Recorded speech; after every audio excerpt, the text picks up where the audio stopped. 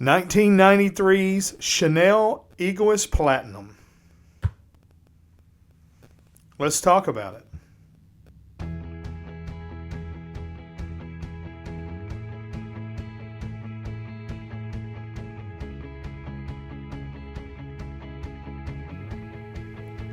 Hey friends, John here from Proverbs 27.9 Fragrances.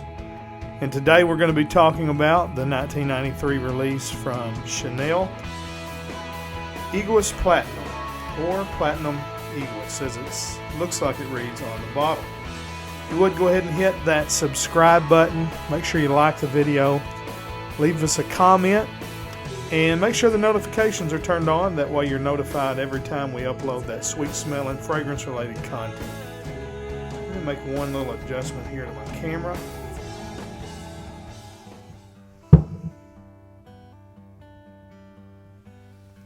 Get the lighting a little bit better and everything.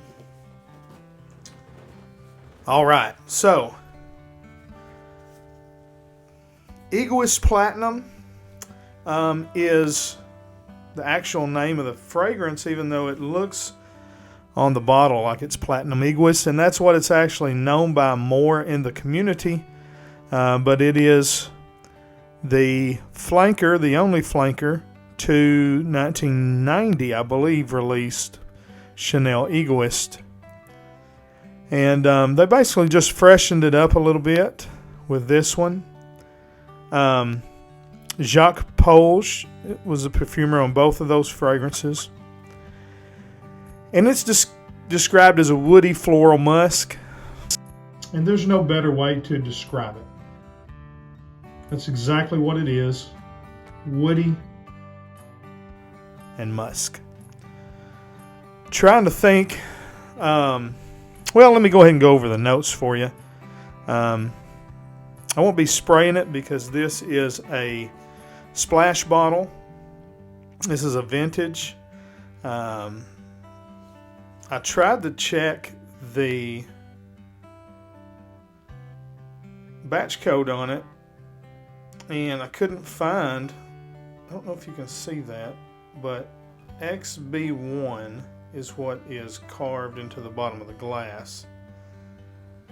And I couldn't find that batch code. But this is an older version, an older bottle.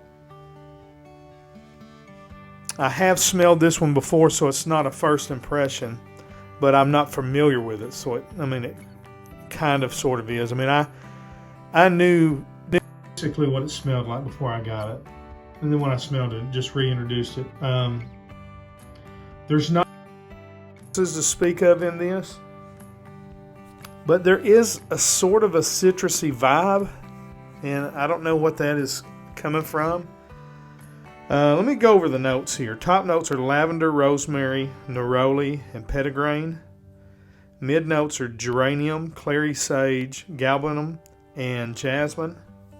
And the base notes are oak moss, vetiver, cedar, sandalwood, and amber. And so on the opening, there is a hint of bergamot or something there.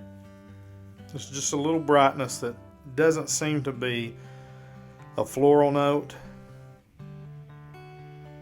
but it's mild.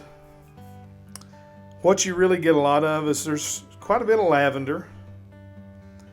I'm not a huge fan of the opening as much as I am the dry down of this one. The opening is really green. The petitgrain and the rosemary combination comes across very herbaceous. And then you can also smell the oak moss from the beginning. So it opens up really green, okay? So you need to know that. This is a classy, masculine, mature smelling fragrance. It's not near as mature as, for instance, Habit Rouge in the back here. It's not really dated that much. This came out in 1993, and honestly, it smells like 1993. But a really classy 1993. You know, so if you were wearing Abercrombie and Fitch Fierce in the mid 90s, your dad if he was a businessman, may have been wearing Egoiste Platinum. In fact, it really smells like a grown-up, mature version of Abercrombie and Fitch Fierce, if you want to be honest. They smell a lot alike. It just smells like if Fierce was, matured.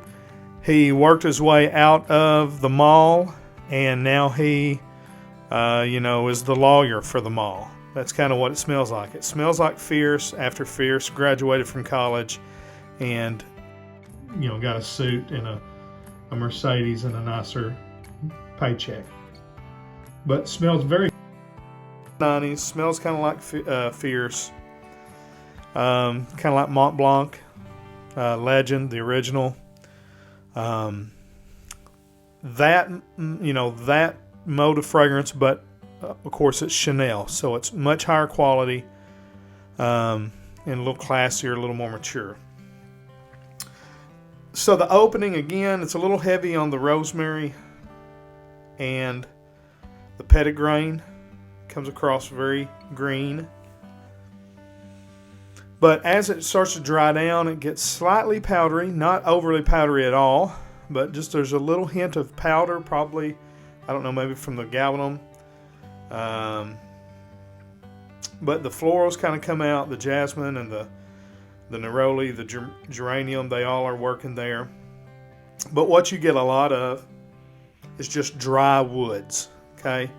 So the vetiver, the cedar, the sandalwood, they're not a piney green wood, okay?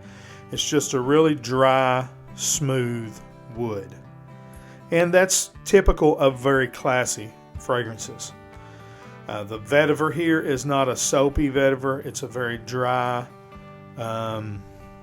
woody vetiver, okay? Cedar, again, nice, dry. It's not an overly powerful cedar, just kind of in the background cedar. A lot of sandalwood, a lot of creamy, smooth sandalwood, and then a bunch of oak moss, okay? And trying to think of some other fragrances, Ralph Lauren, Safari, Naughton